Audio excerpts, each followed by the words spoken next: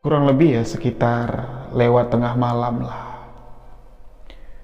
Ini Mbak Tari mendengar seperti suara langkah kaki yang mendekat di jendela kamarnya. Terus mendekat dan berhenti. Perasaannya itu ngeri gitu loh. Dan suara langkah kaki itu kembali berjalan lagi. Meninggalkan sesuatu yang tidak masuk akal lah menurut Mbak Tari. Jadi ketika suara langkah kaki itu menjauh dari jendela kamarnya, barulah Mbak Tari ini berani untuk membuka jendela kamarnya dan ngecek, melihat ke kiri kanan, itu tidak ada apa-apa. Dan ketika Mbak Tari melihat ke bawah, pas di bawah jendela Mbak Tari, di situ banyak sekali gumpalan-gumpalan rambut. Itu jelas sekali gumpalan rambut, sahabat-sahabat. Mbak Tari melihat ke bawah seperti ini, di bawah itu ada gumpalan rambut, dan tiba-tiba saja angin itu berhembus dan membuat gumpalan rambut itu terbang kayak angin torpedo gitu, sahabat-sahabat. Tapi lingkarannya kecil. Nah, dari rambut yang bergumpal di bawah, terbang di bawah angin, itu berubah menjadi perwujudan yang selama di Taiwan meneror Mbak Tari. Laki-laki dengan jenggot panjang berjubah hitam. Laki-laki itu menyapa Mbak Tari. Apa kabarmu sekarang? Apa kamu merasa sekarang sudah sembuh? Belum. Sekarang kita mulai lagi. Bismillahirrahmanirrahim. Assalamualaikum warahmatullahi wabarakatuh. Kembali lagi bersama saya, Rio Wijaya, di sebuah kisah misteri.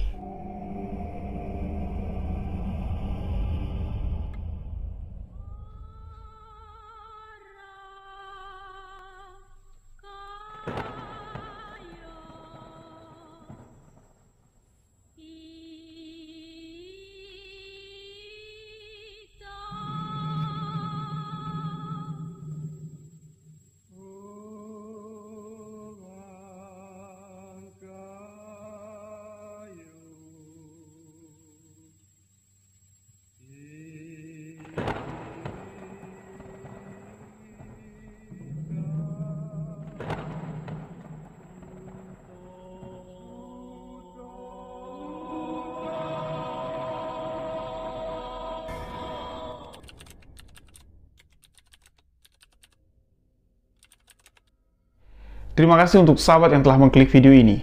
Terima kasih untuk sahabat yang telah memberikan dukungan, memberikan support agar channel ini dapat berkembang.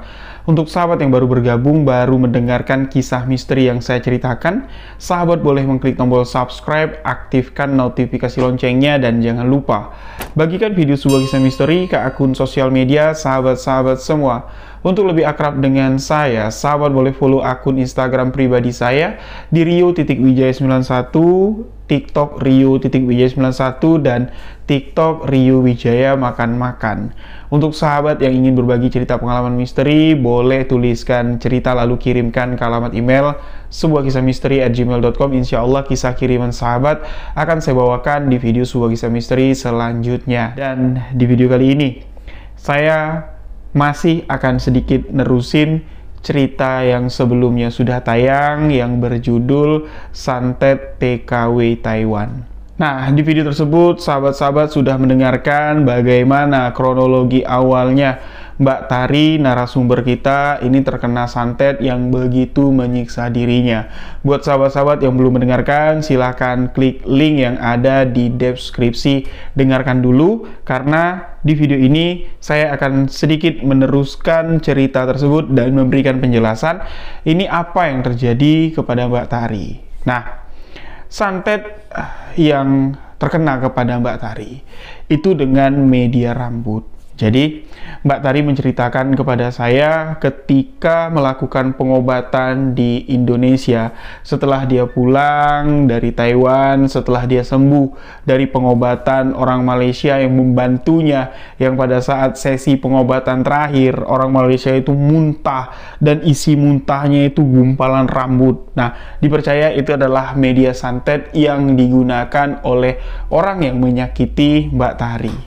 Jadi, orang Malaysia ini berpesan kepada Mbak Tari atau mengatakan, alangkah baiknya kamu balik ke Indonesia. Kamu segera melakukan pengobatan di Indonesia karena santet ini berasal dari Indonesia dan harus dilakukan pengobatan penuntasan di sana. Saya di sini cuma dapat sekedar mengeluarkan saja apa yang ada di dalam diri kamu, tapi tidak untuk menyembuhkan. Ini hanya berlaku sementara, ya. Jadi penyakit ini bisa kembali lagi ke badan kamu kalau tidak dibersihkan secara total. Nah, dengan kondisi yang sudah mulai membaik, Mbak Tari pun pulanglah ke Indonesia. Setibanya di Indonesia, keluarganya di sini bingung apa yang sebenarnya terjadi kepada keluarganya. Nah, Mbak Tari mulai melakukan pengobatan alternatif di kampungnya. Banyak ya pengobatan-pengobatan yang dilakukan. Terus juga apa yang disampaikan oleh paranormal yang dari Malaysia, kalau ini santet media rambut, orang-orang yang datang mengobati Mbak Tari ini bingung. Itu santet jenis apa? Kok ada santet seperti itu, media rambut? Ya berarti kalau santet media rambut ini bukan orang jauh ya, pasti orang terdekat. Nah, disinilah keluarga Mbak Tari memiliki kecurigaan sama mantan suami Mbak Tari ini. Jangan-jangan dia yang menyakiti kamu. Tapi Mbak Tari tidak terlalu mau ambil pusing. Ya, siapapun terserahlah yang mau menyakiti aku, yang ngezolimin aku. Intinya, aku tidak pernah berbuat jahat sama orang, tidak pernah sengaja mau menyakiti orang. Yang mudah-mudahan Allah yang akan membalasnya. Mbak Tari bukan berniat untuk membalas santet ini kepada mantan suaminya yang dicurigai, tapi dia lebih fokus dan ikhtiarnya lebih diarahkan gimana caranya penyakitku ini bisa sembuh.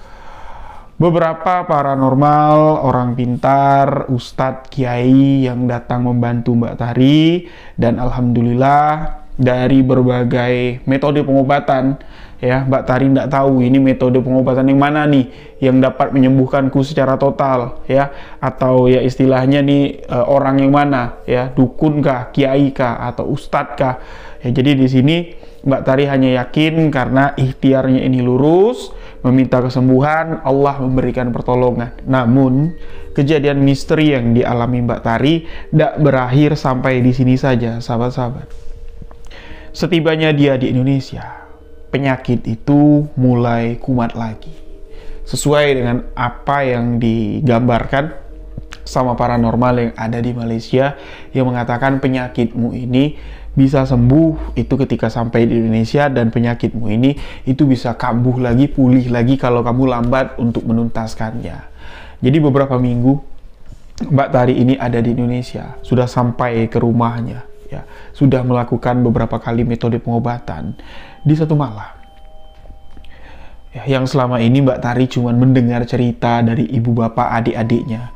Kalau maghrib-maghrib itu sering terdengar suara siwingan burung merpati lewat di rumah Mbak Tari. Yang mana suara siwingan burung merpati ini itu sudah lama tidak terdengar, sahabat-sahabat. Terakhir terdengar itu ketika mata adiknya ini merasa perih dan pandangannya buram dan ibunya kesurupan. Nah, setelah itu tidak ada lagi.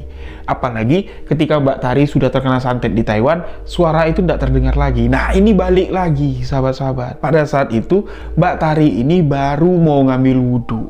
Kamar mandi Mbak Tari itu ada di bagian paling belakang rumahnya, ya.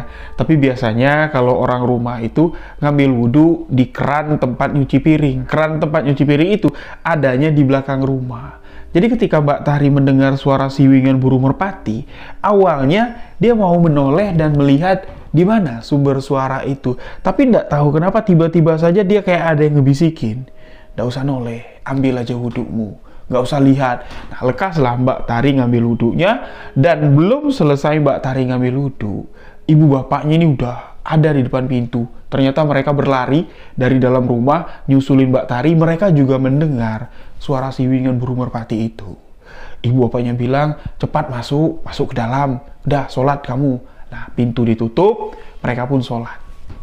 Setelah sholat, Mbak Tari bertanya sama ibu bapaknya, Pak, Bu, apa itu tadi yang ku dengar? Jangan-jangan suara yang dulu pernah Bapak bilang, yang pernah menyakiti ibu sama adik.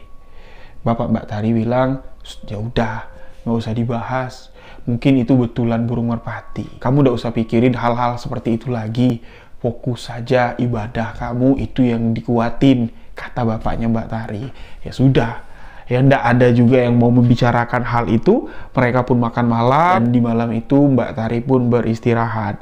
Nah, ini sahabat-sahabat perlu tahu, Mbak Tari ini pulang ke kampungnya, tinggal di rumah itu kurang lebih sudah sekitar 2 minggu, dan dari awal sampai di 2 minggu itu Mbak Tari baru inilah mengalami kejadian misteri lagi.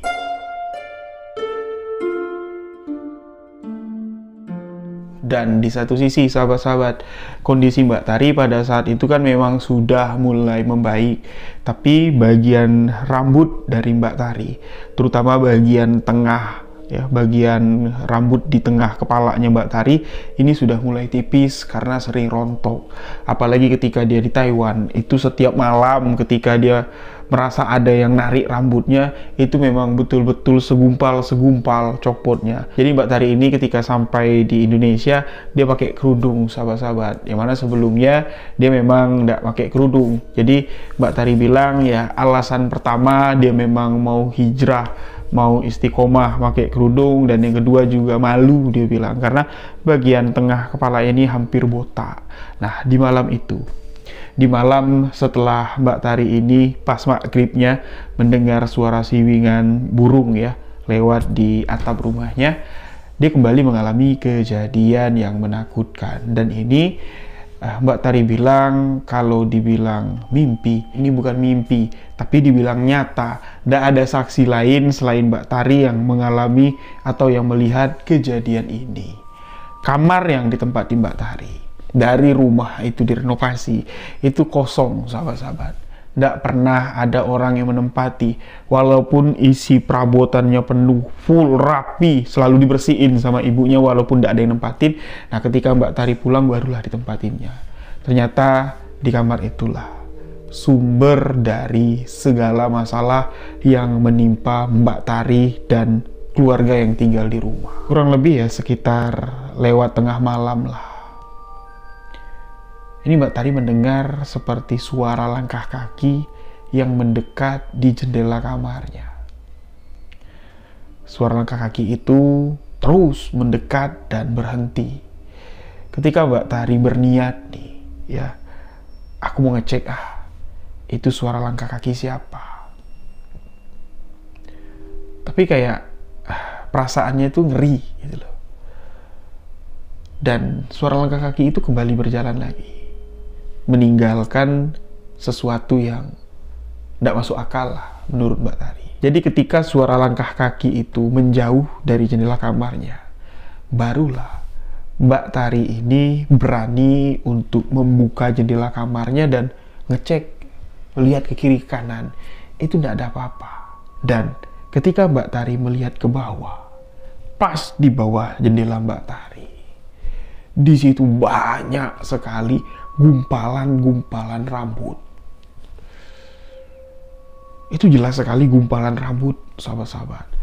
Mbak Tari melihat ke bawah seperti ini, di bawah itu ada gumpalan rambut, dan tiba-tiba saja angin itu berhembus dan membuat gumpalan rambut itu terbang kayak angin torpedo gitu, sahabat-sahabat. Tapi lingkarannya kecil.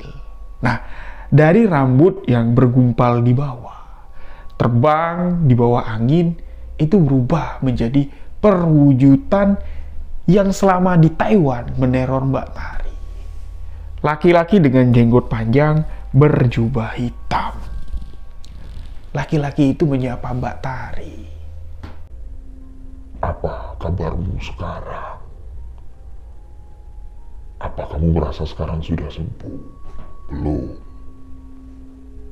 Sekarang kita mulai lagi. Sekarang kita mainkan lagi. Otomatis Mbak Tari berteriak, "Ibu, Bapak, tolong, tolong!" Dan ketika Mbak Tari buka mata, jendela kamarnya itu kebuka. Ibu bapaknya itu masuk dan Mbak Tari ini baru kebangun kayak gini. Ya, itu yang dibilang Mbak Tari, apakah ini nyata atau ini mimpi? Kalau mimpi, siapa yang membuka jendela kamarku? Ditanya ke ibu bapaknya, Pak, Bu, Ibu ya? Atau Bapak ya yang buka jendela kamarku? Enggak, pas kami masuk, jendela kamarmu itu sudah terbuka. Mbak Tari berlari dia keluar kamarnya. Aku ndak mau tidur di kamar itu. Aku ndak mau tidur di kamar itu. Ada setan yang ngikutin aku, yang ngerontokin rambutku. Dia datang mengancamku. Heboh sisi rumah itu, sahabat-sahabat.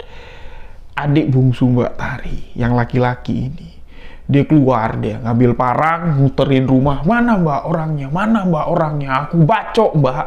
Sampai tetangga kiri kanan itu, ngapain? Ada maling ya? Ada maling ya? Nggak, ada orang jahat mau nyakitin Mbakku. Nah, jadi orangnya ya, tetangga kiri kanan tuh bantulah buat nyariin. Ternyata nggak ada. Nah, orang kiri kanan rumah Mbak Tari ini dia nggak tahu kalau selama setahun belakangan di Taiwan Mbak Tari ini sakit. Nggak ada yang tahu, dan pada saat itulah mereka ini baru diceritain kalau Mbak Tari ini pulang lantaran dia ini sakit. Untung aja pulang itu masih hidup, bukan mayatnya yang pulang ke kampung ini. Otomatis tangga kiri kanan itu kesian, iba melihat Mbak Tari, karena semua orang itu menilai Mbak Tari ini anak baik-baik.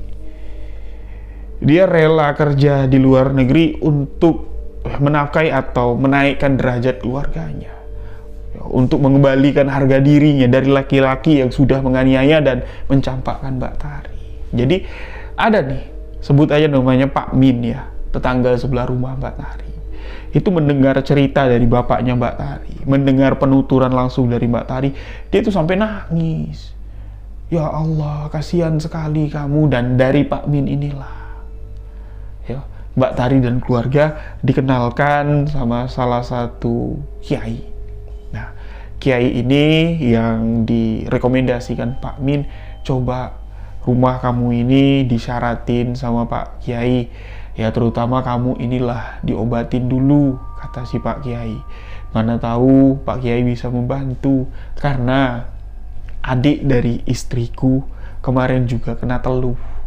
Ya, saingan usaha itu dokter bilang kalau ada tuh ginjal ya, kalau kencing sakit akan sampai berdarah, tapi kalau di ronsen itu ya adalah sedikit, cuman kecil. Nah, dokter aja bingung apakah itu batu ginjal atau enggak. Tapi ya dirasakan sama adik iparku itu sakit sekali. Nah, Pak Kiai inilah yang dapat mengobatin. Alhamdulillah sembuh sampai sekarang. Nah, dibawalah Pak Kiai itu ke rumahnya si Mbak Tari. Pas Pak Kiai itu sampai ke rumahnya Mbak Tari, Pak Kiai itu nggak mau masuk awalnya, sahabat-sahabat. Ya, dia ngobrol itu cuma di teras saja. Pak Kiai ini nggak cerita dia, atau nggak ngomong dia kalau di dalam itu ada apa-apanya. Nah, untuk media pengobatan, Mbak Tari ini diruqyah, terus juga disuruh puasa, terus kalau bisa anak ini jangan tinggal di rumah ini dulu, atau tinggal di kampung ini, keluarlah. Nah, Pak Kiai ini merekomendasikan lagi si Mbak Tari ini tinggal atau menumpang sementara lah di rumah saudaranya si Pak Kiai yang punya pengajian, majelis, bukan pesantren ya. Kalau pesantren itu kan santri-santrinya banyak, kalau ini tidak majelis. Jadi orang-orang yang sudah berumur, yang mau hijrah, yang ngaji lah di sana. Nah, dititipkanlah Mbak Tari di sana. Di sanalah pengobatan Mbak Tari sampai sembuh total tuh ya, di tempat Pak Kiai ini tadi.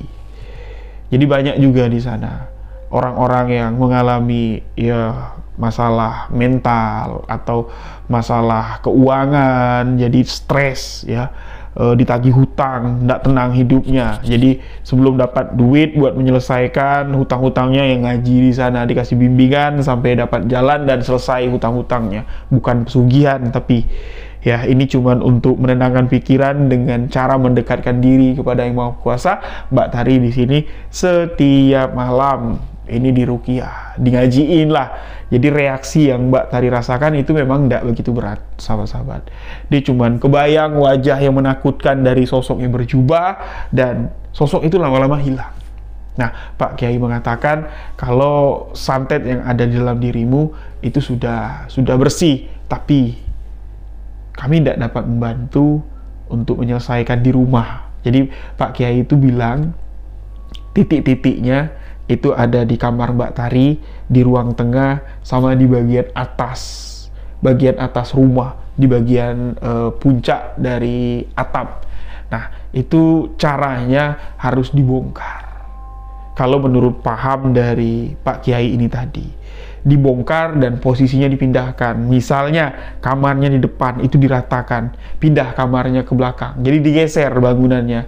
Terus ruang tengah itu ya digeser, jangan sampai atap yang tinggi ini itu ada di tengah, ya digeser atau diratakan atau ditingkat. Nah, jadi Mbak Tari mendengar itu tentunya kan harus dengan biaya yang besar. Toh rumah ini juga baru direnovasi, sayang loh kalau dibongkar-bongkar lagi. Nah, Pak Kiai mengatakan ya resikonya yaitu tidak bisa kita gambarkan. Wallahu alam lah. Ya mudah-mudahan kalau di rumah itu sering ngaji, sering ibadah orang di dalam rumah, insya Allah setan itu enggan untuk mengganggu. Cuman itu yang disarankan Pak Kiai, dan Mbak Tari ini belum mampu untuk istilahnya ya mewujudkan atau menjalankan saran dari Pak Kiai. Nah, singkat cerita pulanglah Mbak Tari ke rumah, disampaikan apa yang dikasih tahu Pak Kiai. Ibu bapaknya sih manut-manut aja. Ya bongkar-bongkar asal kamu ada uangnya. Di sini kan Mbak Tari ini tulang punggung ya sahabat-sahabat, karena Mbak Tari ini setahun ini tidak kerja, dan di sana juga dia keluar duit pengobatan, ongkos balik ke Indonesia itu sudah berapa ya, jadi duit tabungannya itu pun sudah tidak ada lagi. Kan duit tabungan yang sebelumnya kan sudah dibikin untuk bangun rumah, jadi tidak dapatlah ya untuk menjalankan saran dari Pak Kiai. Nah, disitulah Mbak Tari ini menghubungi saya dan minta solusi, apakah harus dilakukan pembongkaran. Nah, saya bilang sama Mbak Tari, ya lain lubuk lain ikannya. Ya mungkin Pak Kiai memandangnya beda. Kalau kami di sini pun ya istilahnya diberikan kepercayaan, kami punya metode yang beda. Nah, itulah kami lakukan pembersihan kurang lebih selama 3 bulan, sahabat-sahabat. Ya jadi bolak-balik lah kami ngirimin obat, ngirimin ramuan untuk membersihkan rumah itu sampai di mana di titik terakhir dalam mediasi pengobatan. Ada satu kejadian yang mengerikan. Itu mengerikan bagi Mbak Tari dan mengerikan juga bagi kami di sini. Mbak Tari, ibu dan bapaknya ini melihat secara langsung. Jadi pas maghrib kami suruh nebarin air yang dikirim dari sini. Itu Mbak Tari, ibu bapaknya yang nebarin air itu, nyipratin air itu ke seluruh penjuru rumah. Ya 4 bucu rumah kalau kami bilang. Itu mereka mendengar suara teriakan, kayak teriakan orang kesakitan menjerit kayak gitu, dan suara letusan itu kembali terdengar. Tapi letusan itu terdengar di bawah tanah kayak cep gitu. Kalau kemarin kan letusannya di atas, kalau ini enggak, letusannya itu di bawah tanah. Dia mencium ya, ibu bapak sama Mbak Tari ini mencium bau rambut yang terbakar gosong. Kayak baunya itu pekat sekali. Semalaman itu bau itu tidak hilang dari rumah Mbak Tari. Dan keesokan paginya, ibu Mbak Tari yang belanja ini dapat kabar kalau mantan suami dari Mbak Tari ini tidak tahu kenapa, entah mabuk, entah apa, itu telanjang bulat lari-lari di pinggiran sawah. Telanjang, tidak pakai baju, tidak pakai celana. Itu dikejar-kejar sama keluarganya. Entah penyebabnya apa, apakah sedang mabuk minuman, entah ada hal lain. Wallahu a'lam. Dan ketika Mbak Tari bertanya kepada kami pun tidak mampu menjawab apakah dia itu gila atau apa. Ya, kita serahkan semuanya kepada Allah. Ya istilahnya ya pepatah orang tua dulu, ya siap menabur, ya siap juga kita harus menuainya. Ya kita menanam, kita pula lah yang akan memetik hasil atau memetik buahnya. Ya mungkin kalau dia yang menyakiti Mbak Tari, ketika Allah ingin memberikan balasan, tidak ada yang bisa istilahnya menghindar dari ketentuan Allah Subhanahu wa taala. Nah, Mbak Tari di sini kita pesankan jangan pikirkan lagi masalah itu. Oke, selesailah cerita dari Mbak Tari ini, dan saya ingin menjelaskan untuk sahabat-sahabat semua apa nih penyakit atau santet yang diterima Mbak Tari. Itulah santet kiriman atau tuju kalau kami orang Jambi bilang, dengan media rambut. Dan dari apa yang akan saya jelaskan kepada sahabat-sahabat, ini bukan untuk dilakukan atau untuk ditiru, tapi untuk kita berjaga-jaga, jaga diri maksudnya ya. Santet rambut itu adalah media santet yang mengerikan, sahabat-sahabat. Mungkin sahabat-sahabat pernah dengar istilah si Jundai atau Gasyang Tengkurak. Ya, Gasyang Tengkurak itu memang dibuat, gasingnya itu dibuat dari batok kepala manusia.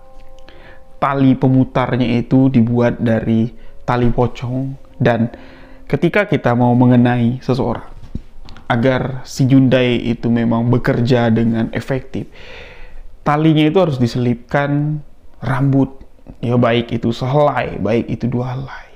Ketika rambut itu ditarik, gasing itu berputar, seperti itu juga lah kepala kita ini diputar-putar dan serasa dijambak-jambak. Nah, itu gambaran kalau rambut dikombinasikan dengan Gasyang Tengkurak, dengan ilmunya yang namanya si Jundai. Nah, yang dilakukan seseorang kepada Mbak Tari ini dengan media rambut, tapi dengan cara yang berbeda. Bukan dengan Gasyang Tengkurak, tapi rambut itu disaratin atau ditanam di tempat yang angker, di tempat yang keramat, dengan dukun yang betul-betul aktif untuk menjaga rambut itu, untuk terus memantau rambut itu, memerintahkan makhluk gaib, memerintahkan jin, setan, iblis untuk menyakiti si pemilik rambut. Jadi ketika ditanam, rambut itu bukan ditanam dengan rambutnya doang, lengkap dengan syarat-syarat yang lain, lengkap dengan ya sesuatu yang untuk menyakiti targetnya inilah. Biasanya itu dikombinasikan dengan baju bekas pakai atau dengan foto. Ya, dengan foto itu ditanam serempak, ditanam di tempat yang angker atau di tanah yang keramat lah. Nah, jadi penghuni tanah itulah nanti yang akan datang ngerjain Mbak Tari atau orang yang ditargetkan. Nah, sosok yang mendatangi Mbak Tari itu adalah perwujudan, bukan itu dukunnya, enggak. Setan iblis ini dapat menyerupai siapapun, sahabat-sahabat. Ya, dapat wujud itu berubah seperti apa yang diinginkan lah oleh setan iblis tersebut. Nah, rambut yang keluar dari mulut orang yang membantu Mbak Tari, yaitu rambut Mbak Tari yang sudah terkumpul oleh makhluk gaib tersebut. Jadi rambut Mbak Tari ini rontoknya itu memang dicabut sama setan iblis yang dikirimkan oleh si dukun ini. Itu santet dengan media rambut. Ada juga rambut itu dijadikan arang, ya, dibakar. Rambut itu kan kalau dibakar dia bakal mengeluarkan aroma yang khas sekali. Nah, jadi misalnya orang minta santet nih, minta bikin kepalanya itu pusing, atau bikin ya otaknya itu tidak berfungsi dengan baik lagi, atau ya pikirannya itu kacau, yaitu dengan media rambut yang dibakar dan ada ilmunya. Ada ilmunya. Nah, jadi dari penjelasan saya ini, itu bukan untuk sahabat-sahabat meniru. Ya, walaupun sahabat-sahabat tiru tapi tidak ada ilmunya, percuma. Sia-sia. Kalau niatnya ada tapi ilmunya tidak ada, ya dosanya dapat tapi tidak ada hasil. Nah, jadi kenapa saya beberkan seperti ini? Agar sahabat-sahabat semua itu menjaga badan kita, organ tubuh kita, baik itu rambut yang mungkin dianggap sepele, tapi itu sangat berbahaya sekali. Nah, ini untuk media santet, untuk media menyakiti. Belum lagi rambut yang digunakan untuk media pengasihan. Itu lebih mengerikan lagi. Ya, rambut itu bisa dijadikan bahan untuk pelet, sahabat-sahabat. Syarat untuk pelet, dan ketika terkena, itu dampaknya sangat luar biasa sekali. Menakutkan sekali. Banyak pelet-pelet yang bisa digunakan dari rambut, yang mungkin salah satunya akan saya sebut. foto perempuan itu, ya, atau foto laki-laki itu digantung terbalik dan digantung dengan rambut. Nah, ditaruh di satu tempat lah. Jadi rambut itu dijalin atau dikumpulin beberapa helai, ya, itu kan kuat. Nah, foto itu kecil, dilubangin bawahnya, ya, fotonya terbalik, digantung di tempat angin berhembus lah, di satu tempat lah, tidak dapat saya sebutkan. Ketika angin itu berhembus, ya, foto itu bergoyang dengan rambutnya. Itu pikiran dari orang yang terkena santet itu pasti mikirin orang yang bikinnya. Keingat terus ya. Selama itu bertiup, ya, angin bertiup menggoyangkan foto itu pikir. Tapi jangan sampai rambut itu putus tertiup angin. Putus juga lah akal sehat orang tersebut. Itu yang mengerikan sekali. Dah, udah usah kita bahas lagi. Nah, jadi itulah sedikit penjelasan saya tentang santet rambut ini. Ini mengerikan sekali, sahabat-sahabat. Ya, jadi pernah juga nih orang yang terkena santet rambut itu sampai menjerit dan hampir gila. Ada juga. Mungkin untuk sahabat-sahabat yang mau tahu lebih lanjut lagi, bisa hubungi WhatsApp admin yang ada di bawah ini. Nah, demikian sebuah kisah misteri kali ini. Ceritanya memang singkat untuk menutup bulan Januari. Sampai jumpa di video sebuah kisah misteri di Februari nanti. Penuhi kolom komentar dengan cerita requestan sahabat-sahabat. Apa yang sahabat ingin dengarkan, saya bawakan nanti untuk di bulan Februari. Gaskeun, sahabat misteri. Terima kasih. Wabillahi taufik walhidayah. Wassalamualaikum warahmatullahi wabarakatuh. Salam, sahabat misteri.